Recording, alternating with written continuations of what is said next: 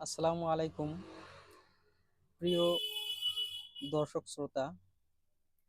ৰাতিপুৱা উঠিয়ে এটা বিশেষ শোকাহত বাৰ্তা পালোঁ ফেচবুকত। খবৰ অনুসৰি যোৱাকালি আমাৰ প্ৰিয় শিক্ষক ৰাণীগঞ্জ উচ্চতৰ মাধ্যমিক বিদ্যালয়ৰ শিক্ষা বিষয় শিক্ষক প্ৰয়াত আব্দুল আজিজ ছাৰ আৰু আমাৰ মাজত নাই বুলি পোৱা খবৰে আমাক ব্যথিত কৰি তুলিছে। আৰু এই বিষয়ত ৰাতিপুৱাই এনেকুৱা এটা দুৰ্দশাগ্ৰস্ত খবৰ পাম বুলি মুঠেও প্ৰস্তুত নাছিলোঁ, যাৰ বাবে হঠাতে হতচকিত হৈ পৰোঁ।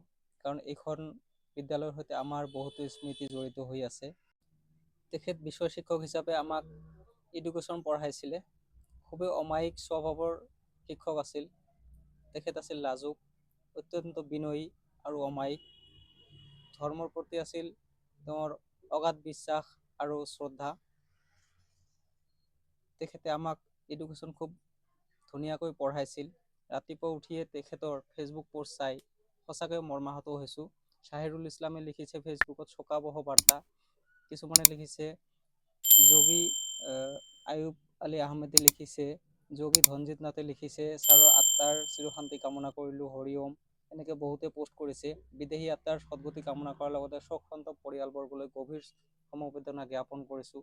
কিছুমানে লিখিছে ৰেষ্ট ইন পিচ, এনেকৈ লিখিছে। গতিকে সঁচাকৈয়ে বহুত দুখ পাইছোঁ। কৰুণা নাথে লিখিছে ছাৰৰ আত্মাৰ চিৰশান্তি কামনা কৰিলোঁ, বহুত দুখ লাগিল ছাৰ। সঁচাকৈয়ে দুখ লগা কথা। শ্ৰদ্ধাৰ গিৰেন্দাই লিখিছে, পোষ্ট কৰিছে। পোষ্টবিলাক চাই ভিতৰি ভাঙি পৰিছোঁ।